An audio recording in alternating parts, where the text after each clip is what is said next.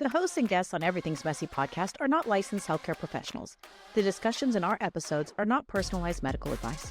Always consult a qualified healthcare provider for medical guidance. Never delay seeking professional medical advice or emergency assistance because of our podcast. We encourage consulting with a healthcare professional before making any significant health changes. By listening to our podcast, you agree to the disclaimer. Thank you for listening to Everything's Messy. Hey, welcome to Everything's Messy podcast, where we celebrate the beautiful but messy life experiences that most, if not all, people go through. Get ready to embark on an exciting journey through the raw and unfiltered stories of everyday people. Here, we dive into messy realities of life, from making messy mistakes to triumphs and everything in between. Are you sensing a theme? That's right, it's messy. But this just isn't about the mess. It's about finding strength and resilience in the midst of it all. We'll explore how health, fitness, and wellness play a crucial role in navigating life's twists and very messy turns. And we'll challenge conventional systems, because sometimes the most unconventional paths lead to the greatest discoveries. Join us as we embrace the messy, beautiful, and endlessly fascinating stories. Each episode is a testament to the power of our messy journeys and the beauty that emerges from the mess. So grab your favorite beverage, coffee, sparkling water, whatever it may be, and prepare to be inspired. Are you ready? Let's get messy. Hey everyone, welcome back to another episode of Everything's Messy podcast. I am your messy host, Sarah. Okay, we are just plugging along. We've had some really great guests. I hope you've gotten a lot out of that. Last week's Courtney Townsend, if you didn't listen, go back and listen to that one. She's talking about consistency and how to show up and be true to ourselves. Just amazing information, very uplifting. So if you didn't hear that, go back and listen to that one. So today I am flying solo. I do have more guests lined up, so don't worry about that. Always trying to bring the messy stories and all of the information that we can just hold on to, little nuggets that I'm trying to throw everywhere. But today, super exciting. And I say that I am joking, but it's very interesting, and I hope you guys are going to get something out of it. We're going to be talking about the liver, but not just the liver and what it does. It's kind of boring. We don't need all that biology and medical. Meh. It's really what we're possibly doing to our liver, why our liver is slowing down, how that's affecting us, and what we can do to maybe turn it around. You know, it's interesting. The liver is a very healing organ. Do you know that it is almost the size of a football and weighs up to 3 pounds? That's a pretty important liver and organ in our body. So we're going to give it a little love today and see if this helps any of you. Maybe you're dealing with, gallbladder issues. Maybe you're dealing with fatty liver that doesn't have anything to do with drinking alcohol. Like there's all kinds of things that can upset this big organ inside of us. And we're just going to get into it. So let me start with, I don't know that this is even well known. The liver does like over 500 things in our body. Can we just take a moment? That's so much. It is responsible for so much, and it is very self-healing if we give it the right things. Now, I know some of you are going to come at me with MTHFR and PMT and all that, and yes, we'll kind of touch on that. But as far as the health of the liver and what's happening, as long as you know if you have those things that are not functioning well, you can kind of guide yourself and work inside those parameters to help your liver. And it's not just, we can't just say, well, my liver's bad because of MTHFR. No, we have to say, okay, I have a problem with methylation and folic acid and those types. I have a problem with that, or folate. What can I do about it? And so that's where I want to make sure we are, getting into the nitty-gritty of that. So let me back up a little bit, because I'm just going to tell you a few things. I'm not going to go over all the 500. Although if you're bored and you're like me and want to go down a rabbit hole, I do encourage you to look at it, but there is so much. Okay. So the liver is on your right side. You didn't know, right? You can feel it. Well, you can't feel it, but it's like under, it's the gallbladder, it's the liver, and it's under your right rib cage. So there you go. All right. So a few things that the liver does. And, it's crazy. But of course, it filters the blood. It filters the internal toxins, hormones, estrogen, thyroid hormones. But there's so many things that the combination with the gallbladder and liver. And it's almost if we've got to support the gallbladder to support the liver. So these are just things that we are figuring out, right? Okay. So let's get into wait. So I have a lot of notes today. So please, please, please bear with me. Okay, let's start with fatty liver. Fatty liver is affecting a lot of people who are not even drinking alcohol. It has become something very prevalent with this modern day food that we're dealing with and lifestyle that we're having to, be intentional about our moving and things like that. So, but the liver can regenerate as long as we catch it in a good state where we can have those things there. I don't want to get all the emails that say, no, it can, I'm done, I'm not saying that, but at a certain point, no, it can't be regenerated, but at a certain point it can. So that's what I'm focusing on. So we want to go down what causes the fatty liver. So first and foremost, we know ultra processed food. We know ultra processed food that is laden with heavy seed oils is taxing not only our body, our immune system, our circulatory system, like all the things, it is also taxing our liver. But if you are having a lot that your liver is having to break down these ultra processed, ultra refined foods, it is going to get taxed. And that's when we're seeing that fatty liver because the ultra processed foods are everywhere. Even I was talking to my cousin the other day, and we were even talking about things that are labeled like gluten free and that should be good for us. They have to make up for it with so many other things that it doesn't necessarily mean it's good for you. So if you're like me, you learn to read labels and you try to stay to the, whole food, organic, non-processed way to eat, because that's really what we really need to be doing. So because the polysaturated fats we know is called PUFA, right? And that is a big point because that's the seed oil. So we need to make sure we're staying away from that. And those ultra processed foods, we've talked about this before, it's damaging the mitochondria. So we want to get all of these things working much better than maybe they are. High fructose corn syrup, another fancy word for refined sugar. It's difficult for the mitochondria to break down high fructose corn syrup. Obviously, fried foods, GMO foods, processed foods, which we've talked about. And then we get into sort of our chemical overload, which we may or may not be able to prevent, right? Pollution, pesticides, water-based chemicals like chlorine, fluorine, prescription drugs, NSAIDs. Ibuprofen, right? Prescriptions. If we're microwaving food still, which I can't imagine anybody's left microwaving food, and overload on alcohol. Then we have the genetics, right? Which even if you are predisposed to it, we can turn on and off our cells with the epigenetics. I've talked about this before. It's the consistency of diet and exercise and what we're doing. We're going to turn on those good genes and turn off those bad ones. And then, like I mentioned, MTHFR, and then of course, lifestyle. Stress cannot just I know you guys are sick of me and a, broken record, but stress suppresses liver function. Lack of sleep raises cortisol and suppresses the detox. Lack of exercise. Too busy, not enough downtime. Age, okay, so here's an interesting one. Age makes less glutathione, which is the protection molecule, and of course, eating too much fast food, which they threw in for lifestyle. So here's the thing that I want to touch on really quick with glutathione. I've touched on it before, and was big controversial when they were saying that, acetaminophen and the brand name was a contributing factor to autism. And I want to be very clear because as I have neurodivergency in my family, this is a topic near and dear to my heart. And I want to be very clear when I say this. I feel like I know the media took it out of context of saying that this pill that we will not name caused autism.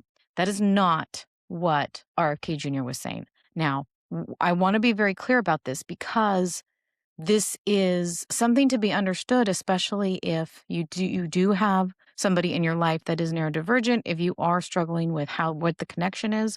So the thing about acetaminophen is when you take it, it depletes your glutathione levels. I've said this before in other podcasts. It depletes your glutathione levels. Glutathione is an amino acid that our body kind of is the hunter. It goes out, and I've talked about this before, it goes out and is hunting the bad cells and the bad protein spikes and all of the things in there to then wrap around it and flush it out of our body. What happens is the acetaminophen depletes the glutathione. Then if you have a certain injection for in childhood or other things, what happens is the body has a hard time getting rid of spiked protein and other things that have entered because of the acetaminophen has depleted the glutathione. So I'm being very careful what names I'm using, and that's for good reason.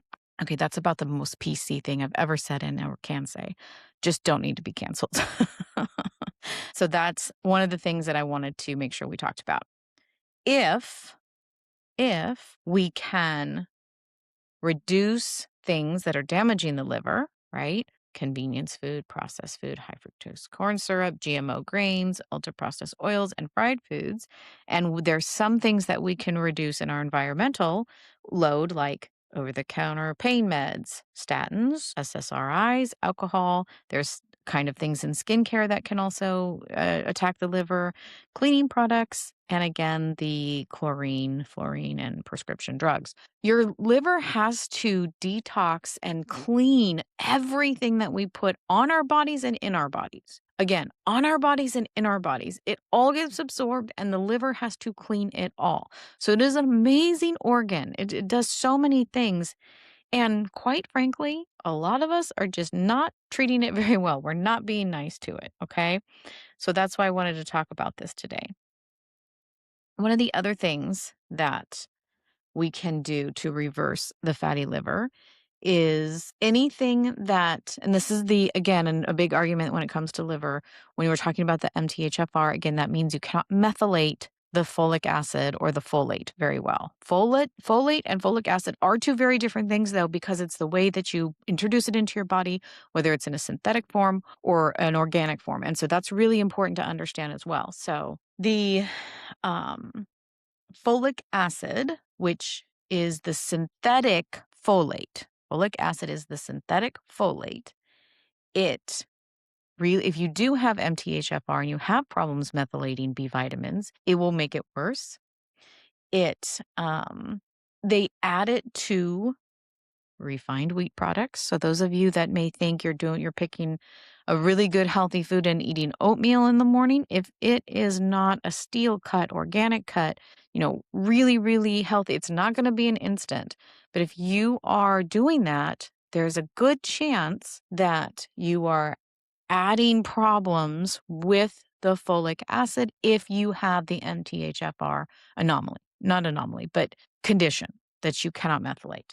So that's something to keep in mind, right? One of the things that you can do to counteract that is to get more choline. What's in choline? Eggs. That is making, it's a reinforcement basically. It makes every cell like a house, a really sturdy house. And that choline, kind of protects the cell, if that makes sense.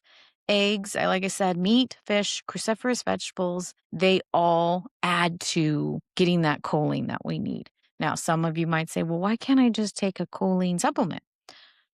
I mean, I think there are some that add the choline in, but the problem is it's one more thing that your liver has to break down that is a little bit harder, especially if it's a synthetic version, than you could get when you just eat a whole food like eggs, fish, meat, those kinds of things.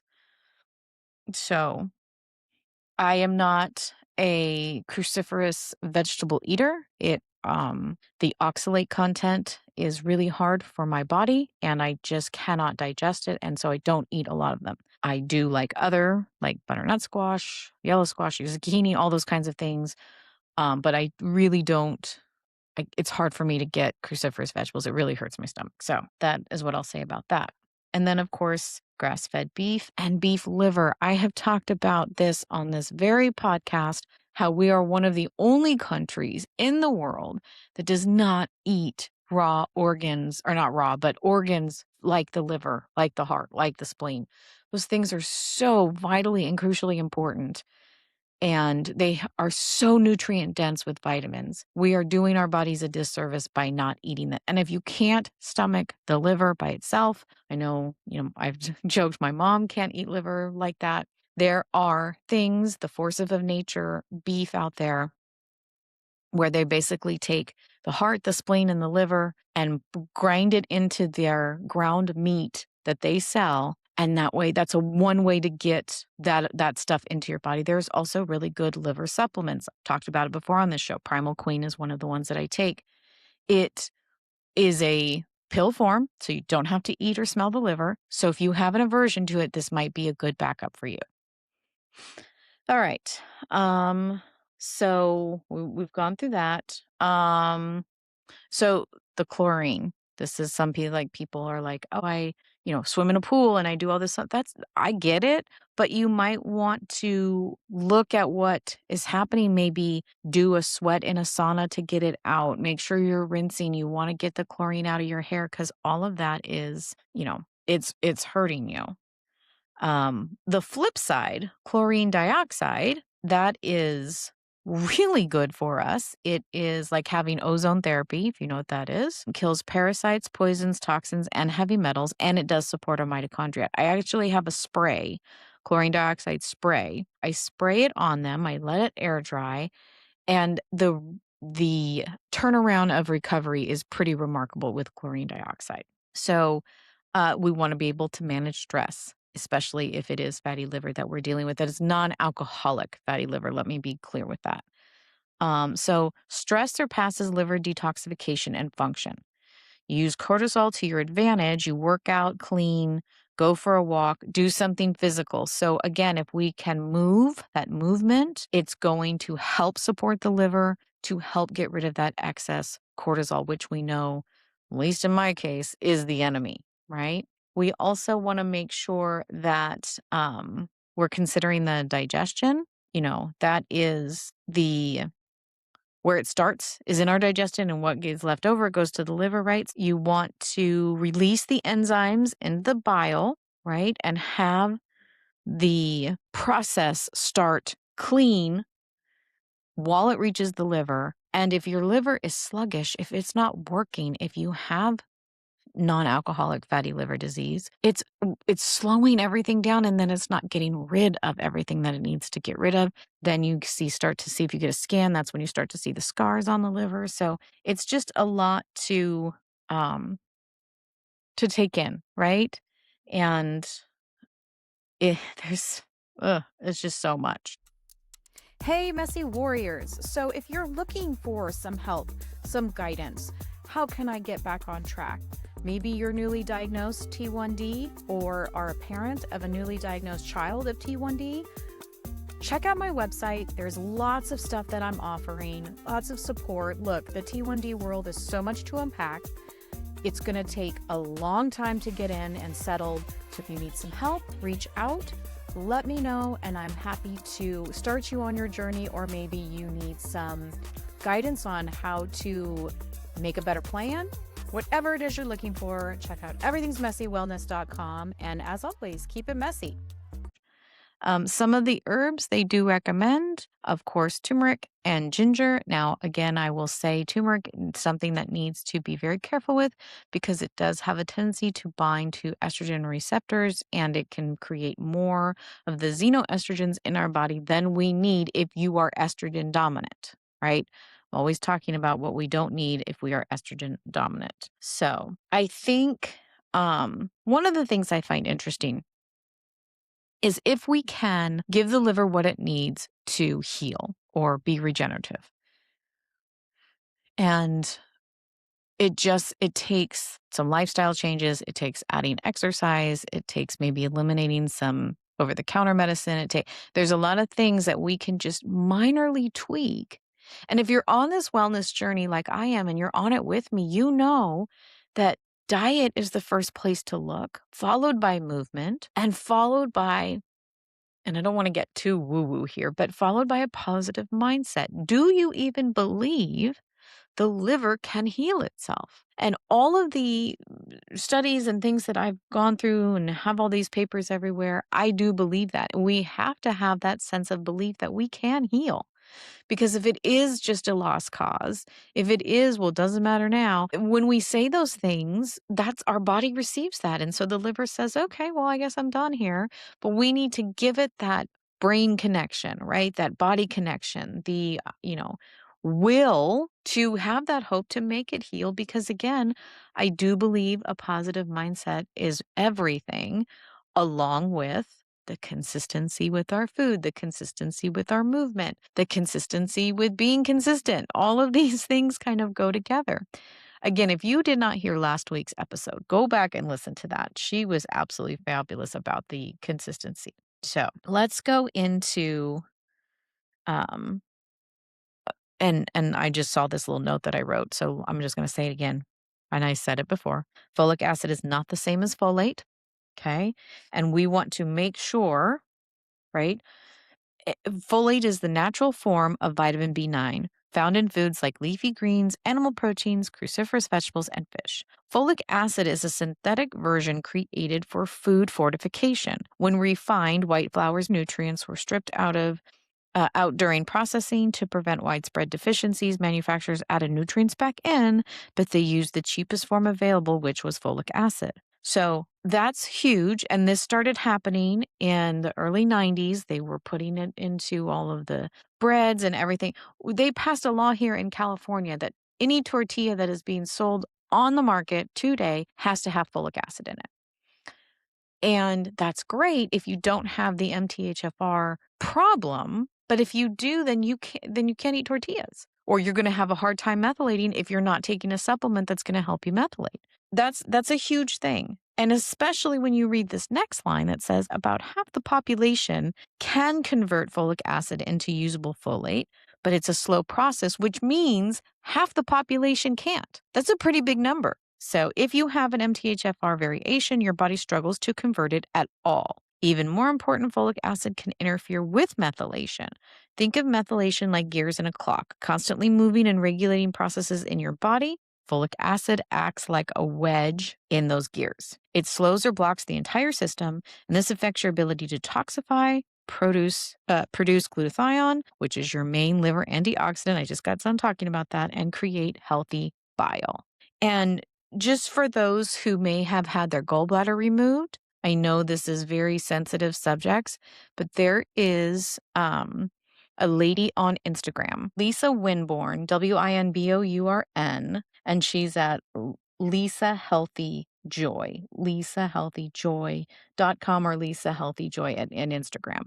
And she has had her gallbladder removed, and she was able to find things to help that, nurture that, help her liver, because without the gallbladder, it is hard on the liver. She was able to lose weight while doing this plan. So I do encourage you, if you do have missing gallbladder for any reason, I would check her out. She's full of information and very, very thorough, much more thorough than I, and much better articulation of what she can do for you with if you're missing a gallbladder.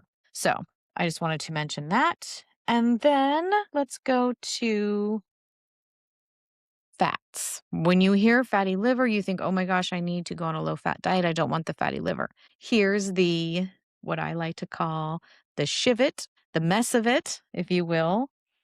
Don't fear fat.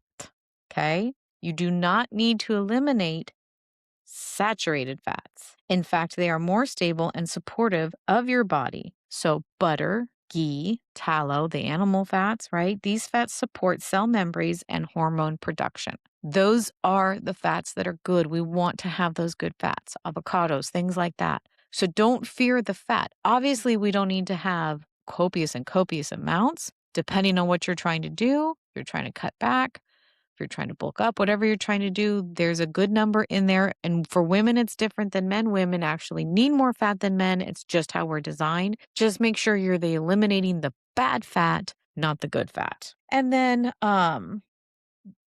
this is so scary especially for women when I say this next part, because we've been sort of conditioned that carbohydrates are just bad for us. But believe it or not, your liver needs carbohydrates for energy. The trick of it is, what carbohydrates are you giving it? Okay. I am into butternut squash right now, and I know it's not even the season for it, but I have been just roasting it, drizzling it with a little bit of tallow or ghee, adding some of the pork rind breadcrumbs that I have, and then a little bit of salt and pepper. Delicious. Delicious. I love it so much. And It does give me some carbohydrates, some slow it's very low on the glycemic index. It's better for blood sugar control than a sweet potato. Sweet potato is very hard for blood sugar. I realize there's bitter benefits, protein and potassium and things like that. But for blood sugar, those are us who are monitoring our blood sugar. The butternut squash is going to do better than the sweet potato. I'm not saying don't eat the sweet potato. I'm saying if your goal is lower blood sugar, butternut squash is going to help that because it has a lot of fiber in it. And that I feel is something needed that needs to work with carbohydrates. We need to have that fiber. So, but fruit, all those things, those are really good. But I just know in my body with the blood sugar issues that I deal with, squash, zucchini, butternut squash, those are all very, very good to my blood sugar. I can eat a lot of it and I don't really need to because then I feel full because of the fiber. It's just really good for you. So, and let's see. We talked about protein. So reducing other toxins. Let's see over here. We've talked about the ibuprofen and the acetaminophen. It's very hard on your liver and it doesn't take a whole lot. Doesn't take a whole lot there's warning labels for a reason. Be cautious. Dehydration, poor sleep, blood sugar instability, hormone imbalance. Those are all signals that our liver is struggling. And I just want to make sure that you're getting the best, you know, possible way to again heal that liver because I believe we can heal the liver. Okay, so I mentioned a little bit about the chemicals in skincare, and you have to obviously a cleaner product is better. That's just the truth of it. Even cleaning products, old fashioned grandma's recipe of vinegar or baking soda with water, I mean, that's really going to get the job done. I realize we have some resistant strains of bacteria out there that we feel better throwing some bleach on it. You just have to be careful because those types of products can be endocrine disruptors, especially if you're already struggling with that type of stuff. So I just caution you to try and find a cleaner product. And again, sleep, right? Can I just beat the dead horse more about sleep? I don't think I want to talk about that. Geez. So okay, let's get more into what else do we these little things that we didn't realize play a part in it. It really does. So think about your digestion. It begins in your brain as far as your taste buds your mouth starts to water, your stomach starts to release certain chemicals.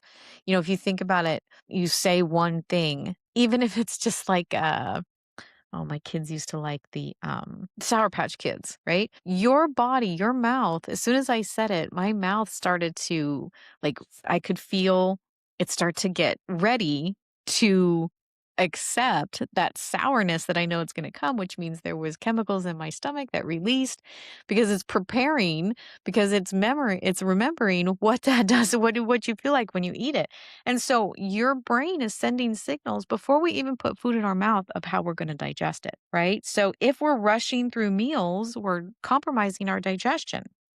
And low stomach acid can lead to bloating, coarse gas, and poor nutrient absorption. So it used to be a long time ago. I know they used to say, take a bite and chew 20 times. I think depending on what you're chewing, that's a little much, but I guess take it case by case and really make sure you're grinding it up, making sure you're tasting it and swallowing it, because if we're just rushing and shoving food in our mouth and then swallowing it, we are making our digestion and our liver work 10 times harder. Um, and this goes back to how are we bringing in, what do we think of mealtime? Are we sitting down with our family and, talking about our day and, saying, what was your rose? What was your thorn? I know that's big in my house. And having conversation, again, in Europe, they have these 3-hour meals that is really just connection and bonding and all these things. And it seems like in our country, we are just rushing to the next thing. We don't have time to sit down for a 3-hour meal. I think some of us might get antsy because we are used to doing so much. But try to take the time at family dinner, even at breakfast, right? Hopefully you're getting that protein in before you're starting your workout. You're not skipping that. And we're sitting outside because getting that sunlight first thing in the morning is helping our hormones. And we're just taking in that minute to be quiet before the busy day starts. And just all of that helps us slow down, and it actually is going to improve what your liver is doing. And so again, that's very helpful, right? Okay. And one other thing that it suggests when it's talking about supporting your stomach acid is it does say that you can take apple cider vinegar before you eat your meal. Now, there's a lot of one side says this, one side says this. I will say apple cider vinegar can be really hard on the enamel of your teeth, and it can be really hard on your esophagus. I would very much make sure that you dilute. Or there are apple cider vinegar capsules. You don't need a very big amount, super concentrated, all this. You don't need that. Look at the supplement that that you're buying. What is the ratio? How many do you need to take? Because you don't need a whole lot. Okay. This is probably the last time I will say this about today. But when you talk about what supplements can I take for my liver, because this is what a lot of people just go right to, this is the meat of it. Okay. A lot of liver supplements are recommended with milk thistle and dandelion. Now, again, I've said we need to be eating with the seasons, and there is a time to eat those things and support our liver. But you need to be extremely cautious with how much you're taking and for how long you're taking it, because these milk thistle and dandelion is very estrogenic. So if you are estrogen dominant or you deal with anything like that, you need to be on them for a very short period of time and only be eating it with our seasons. I believe it's spring that we're eating this, and we're trying to flush the liver. But just make sure that if you are estrogen dominant, you are watching the amount and how long you are not meant to be on these for a long, long time. All right, the antioxidants, obviously the NAC, glutathione, vitamin C, and selenium. If you have thyroid issues, you should be taking selenium anyway. So there's that. For methylation support, the B complex vitamins, zinc, magnesium, and magnesium glycate. So I have said this before, there's 7 different kinds of magnesium. A lot of the supplements that you see that claim to have magnesium, it does, but it's magnesium citrate. If you are not constipated, you do not need the citrate. It is going to make for a very, very bad day. Many, many trips to the restroom. So if you do not need that. What you need is magnesium glycinate, mylate, and maybe oxate. But that is maybe. It's mostly the glycinate and the mylate that you need. All right. And then again, we talked about choline for eggs or meat because we need it very much. So bringing it all together, dietary changes, optional supplements, heed my warnings on those, sleep support, movement and exercise, right? We've talked about that, how important that movement is. These are how we can support your liver. That's it. I feel like we talk a lot about food and exercise on this program. But as you can see, every modern day ailment, most every modern day ailment comes down to what are you putting in your body? And are you moving? And I don't want to make it sound simple because I understand the fatigue or brain fog or I get all the reasons why. But these 2 things that are basically our survival, it leads down all these other ailments of things that are happening. And I think it's just showing us we need to work with our body, not against our body, give it the nutrients it needs, give it the movement that it needs. And then you can add in these other things, red light therapy, sauna, maybe a little more extreme exercising, all these, you can add those in, that's fine, but start with the very basic. Your body's going to reward you. It's going to heal. It's going to feel better. You're going to feel better. Your digestion's going to feel better. And again, the liver, whether it's liver, thyroid, hormones, blood sugar regulation, all of these different things, maybe you don't have to worry about your liver. Maybe you're fine. Maybe you do have your gallbladder. Maybe you don't, but it's all connected, right? Body, mind, right? Positive mindset and spiritual connection. We should be living our best lives. I don't care how old you are. I don't care how old. My stepmom, big shout out to her today. It is her birthday, 65 years old. That woman's challenge to herself was to do 65 push-ups and 65 farmer care. I don't know. She had a whole list. That's incredible. At 65, she can do 65 push-ups. I can't do 65 push-ups. It hurts. My wrists hurt a lot. Can't do it. But I think the point is, if you stick with it, if you go, and she was telling me, I did 4 the first time I tried. Then every workout, I added one. I kept going. She wrapped her wrists. She just kept doing it. 65 push-ups was her present to herself for turning 65 years old. Wow. That's all I can say. So I leave you with this. Yes, it's messy. Yes, it isn't easy. Yes, there's so many things that we're dealing with in this busy world, but we've got to find time to nurture our bodies, take care of ourselves, take care of our minds, get out there, move, be messy, be consistent. I'm so glad that you joined me. I hope you got something out of this podcast. I hope it wasn't too boring because there's only so many things I can make exciting about the liver. And as always, keep it messy. Thanks for listening to Everything's Messy podcast. Whew, if you made it this far, give yourself a gold star or at least a nap. Honestly, if you showed up today and you were listening, you've already crushed it. I'm so grateful for you listening. If anything hit home, share it, tag me, write it on a sticky note. I don't care. Just don't keep all of this messy goodness to yourself. You can find me on Instagram at Everything's Messy Wellness or over at my website, everythingsmessywellness.com, where I've got resources, coaching, and probably a new rant about blood sugar or something that's just nonsense. It's all waiting for you. Check out my YouTube channel. I've got all of my podcast episodes up there. And I'm on X at Everything's Mess. Or if you just want to send me an email, Sarah at everythingsmessywellness.com. Look, until next time, hydrate, take no crap, and as always, keep it messy.